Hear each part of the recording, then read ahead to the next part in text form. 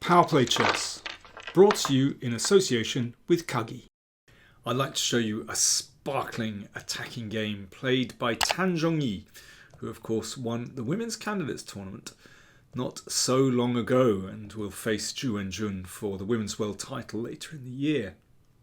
This was played in the Cairns Cup, this women's tournament in St. Louis with a huge prize fund.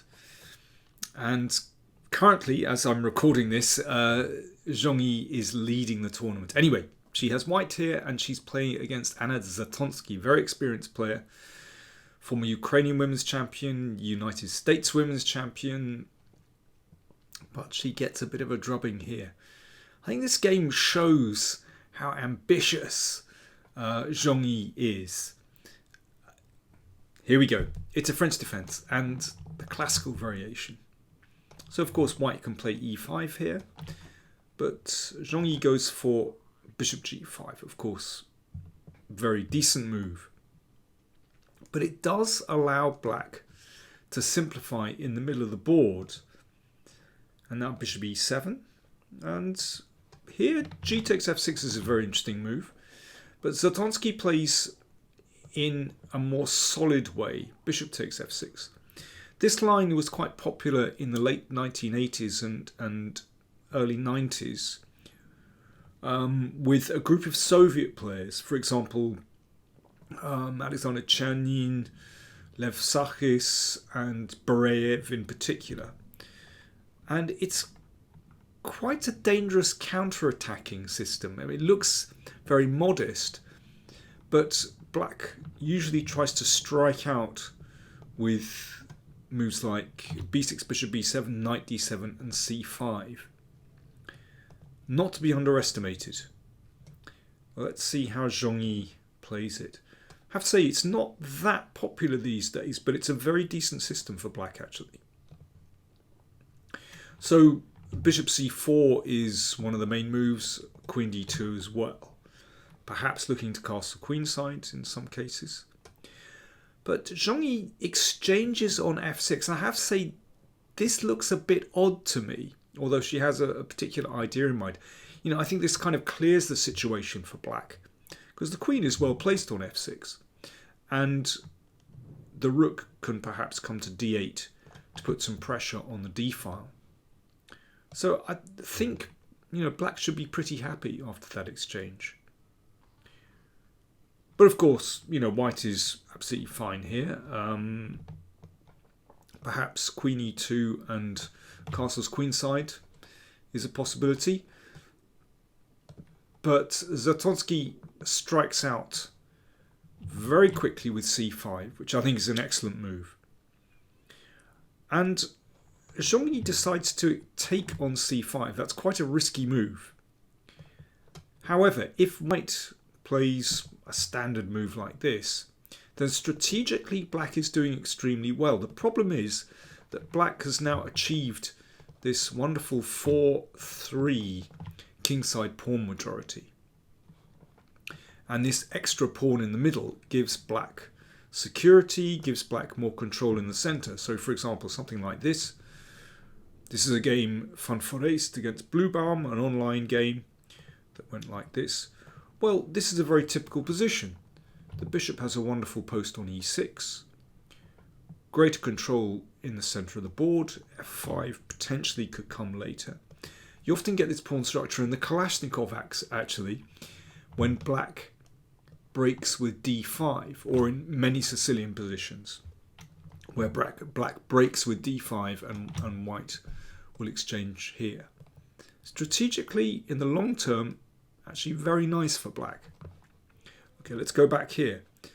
So Zhongyi takes on c5. Now that's quite a risky move because the queen takes on b2 and you can see that, well, white's queenside pawns have been absolutely shattered. You know, if we had an endgame, then black is just better. But because the queen has gone on an adventure, then things aren't so clear, particularly as black's queenside pieces are all still in the back rank. Well, Zatonskih tries to remedy that with knight d7. and Zhongyi starts to push the queen around. So this is very ambitious because, of course, it's possible to take a pawn. In fact, that's what happened. You can also play queen c3 there. But queen takes a2 played. Well, why not? Because there doesn't seem to be any danger on the king side. You know, this classic Greek gift sacrifice simply doesn't work in this position because the knight can just move to f6, covering the h7 square. Well, there were other moves as well. There's also queen takes and queen g6, also absolutely fine, and h7 is covered. So let's go back. So we're in this position. So what would you play next as white? So I'm going to test you a little bit in this game. White to play, what would you do next? It's interesting to see that Judith Polgar actually had this position. She played like this. Typical of the way she plays, you know, very adventurous, very ambitious, likes to attack. She played knight g5 here against Bareyev, one of the great masters of this system. But actually after h6, the knight came back and the queen returned to the middle. And now f5, good move, pushing that knight back, and well, already Bareyev was doing very well in this position. Black is 2 pawns up and slight structural weakness, but actually that pawn on f5 blocks out both these pieces, and Bareyev won pretty smoothly. But Zhongyi had something else in mind. She played rook b4. Now that's more like it. So this rook enters the fray and might well find its way across to the king side on one of these squares. Queen d5 played by Zatonskih. Well, that looks very logical to bring the queen back into the middle of the board. And it's supported by the pawn, so there's no discovered attack here. Okay, over to you again. So how do you play as white in this position? Looks like everything is covered. So the queen covers the g5 square. This knight might come to f6 or perhaps take here. What can white do next? Well, Zhongyi was very cool. She just decided to bring another piece into the game with rook e1. Excellent move. Now, the computer thinks that black is fine, and I'm not going to argue with the computer. But when you've only got one chance to get this right, this is really tricky, and there are plenty of ways to go wrong. h6 played. Well, that's obviously, you know, directed against this sacrifices bishop h7, which can often come into play. You know, at first I was thinking, well, why not just knight f6? I mean, that covers the king side really well, and perhaps, you know, the bishop can come into the game. Knight looks really solid. But after rook h4, this is not so simple, actually. You know, h6, queen c1, and this rook and queen combine here. This is actually really tricky, and there's perhaps rook e5 as well. It's a difficult position. So h6, it's not a terrible move. There is better, but I can show you in a second. Let's not spoil the flow of the game too much. So queen d2 played, right? That's heading in this direction. And now black makes a very natural move, and it loses. Knight takes c5. Looks absolutely fine. Black is now 2 pawns up, and, you know, everything looks wonderful. But rook e5. So now we can see the second rook coming into play. Queen c6 played. Rook g4, and this is absolutely crushing. So that's a lot of pieces directed against black's king. And black played knight takes d3, and queen takes h6, threatening mate, g6, and now it's forced mate. In fact, rook h5 is the quickest, but this will do very nicely, I think. We can all see what's coming here. Zatonskih resigned because of rook h5, and the good old lawnmower mate, the laser beam checkmate at the side of the board.